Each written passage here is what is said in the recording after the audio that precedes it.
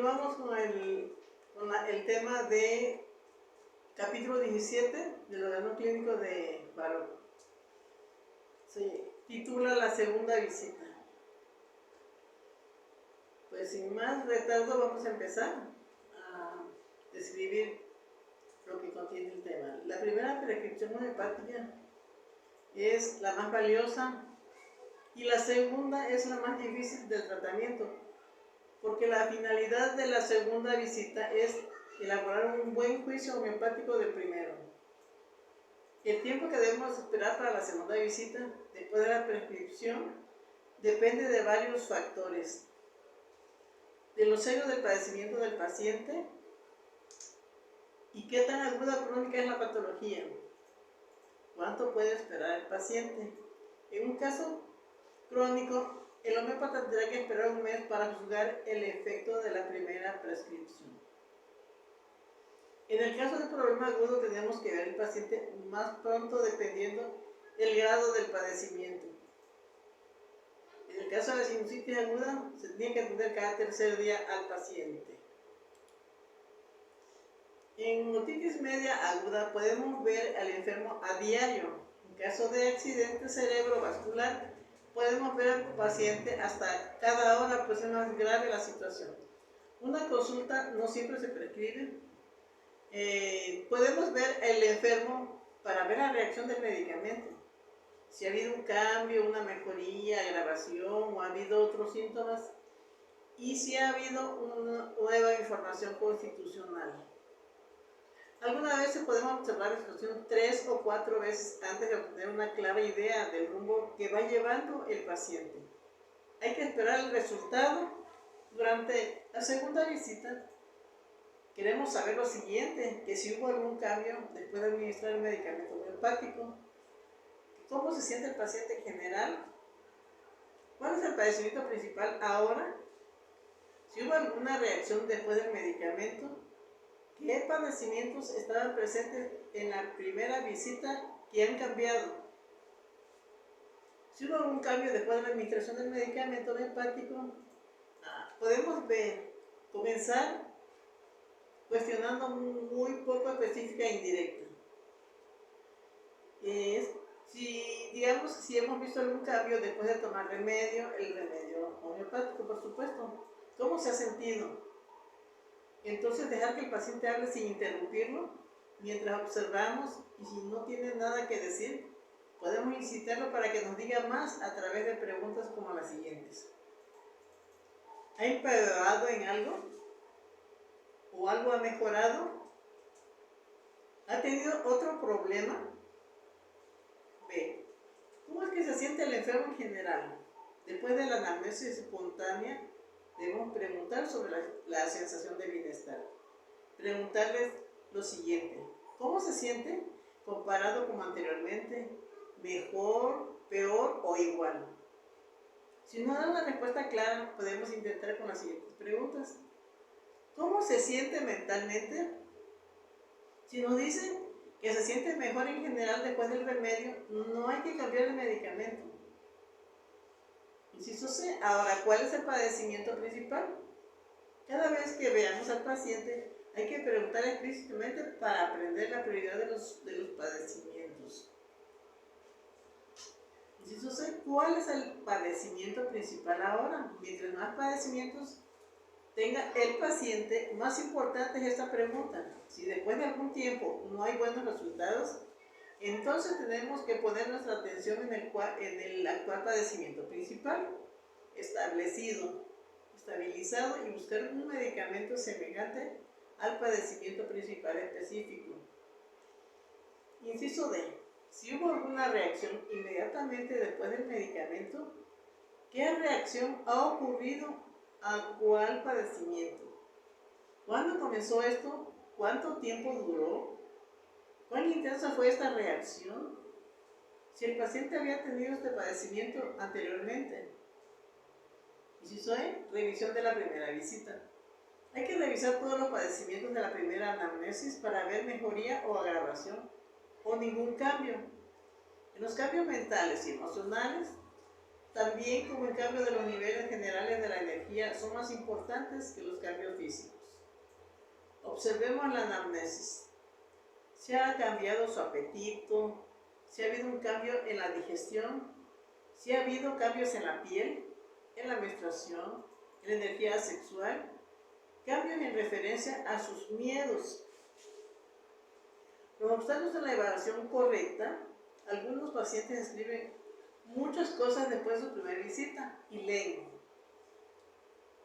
esto, pero no dicen si sienten mejor, si se sienten mejor o no, y si hay cambios ocasionados por el medicamento. La evaluación de las aseveraciones del paciente durante la segunda visita.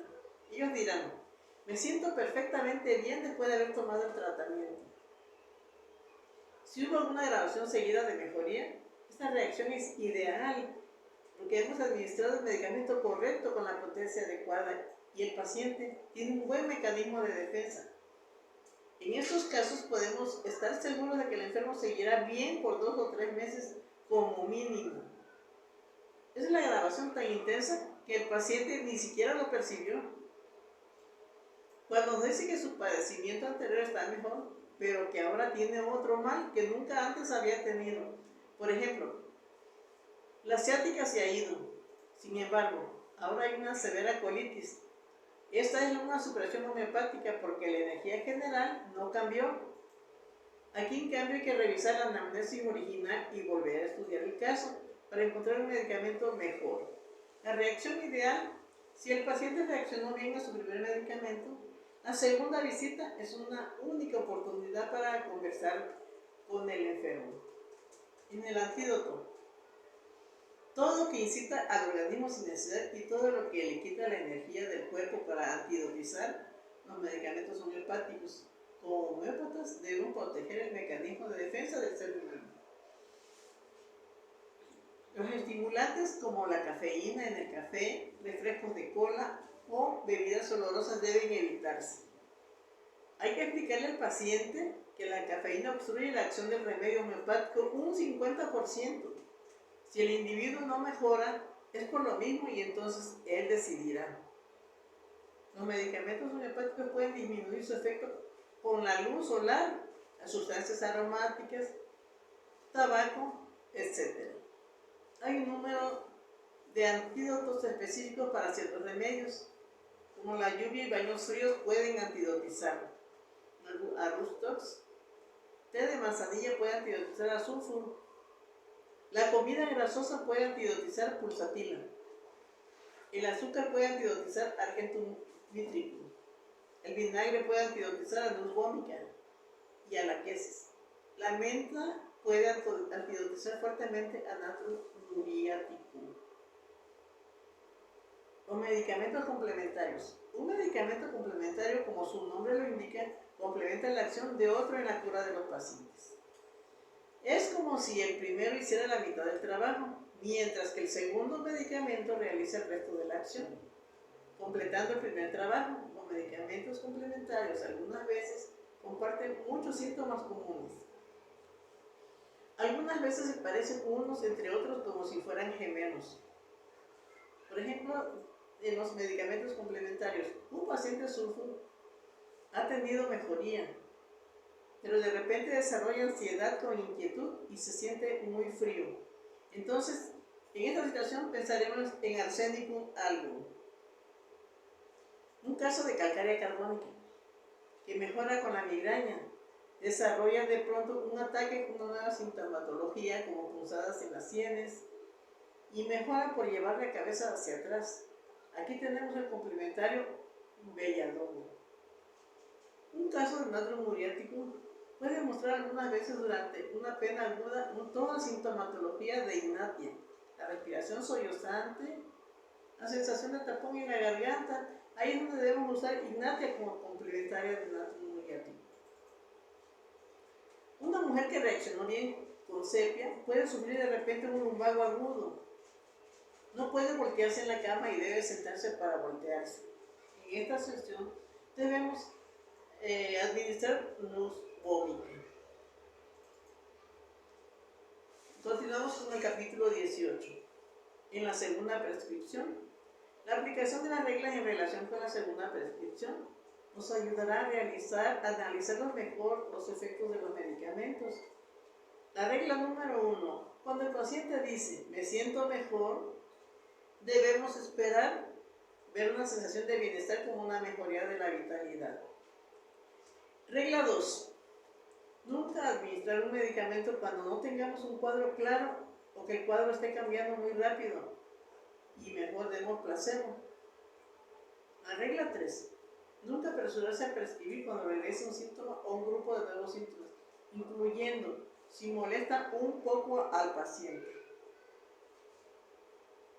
Nunca dar un nuevo medicamento cuando aparezca una descarga o una erupción en la piel después de un remedio homeopático, sobre todo cuando el paciente está mejor en general.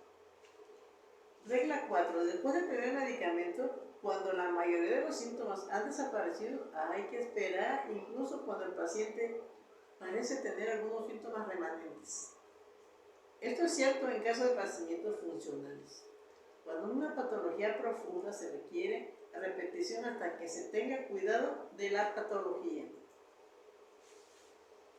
Regla 5. Nunca administraremos un nuevo remedio cuando la intensidad y o la frecuencia de los síntomas esté disminuyendo. Regla 6. Nunca cambiemos el medicamento que ha funcionado bien, pero en caso de recaída, repetir el mismo remedio en la misma potencia, más alta o más baja, antes de desechar este medicamento. Regla 7. No antidotizar una grabación medicinal incorrecta con otro medicamento homeopático. Regla 8. No repetir un medicamento muy rápidamente. Podría perturbar la acción de la dosis anterior y estropear entonces el caso. Mantenerse atento en la grabación medicinal cuando repetimos con frecuencia un remedio homeopático. Regla 9. Se administra un medicamento solo cuando la susceptibilidad lo demande y no solo porque el paciente lo pida. Regla 10. Repetir el medicamento que funcionó bien solo en un caso, de una recaída del 100%. Esto significa que el paciente se encuentra de regreso a la misma situación. Si los padecimientos son funcionales, administrar placebo primero y luego ver si hay mejoría. Regla 11. Cuando el caso esté evolucionando de acuerdo con la ley de Hering, no prescribir ningún medicamento. Esto indica que los padecimientos están evolucionando. Es necesario conocer esta regla ya que nos va a guiar hacia el éxito de la curación es nuestro mayor propósito. Muchas gracias y hasta la próxima semana. Dios mediante.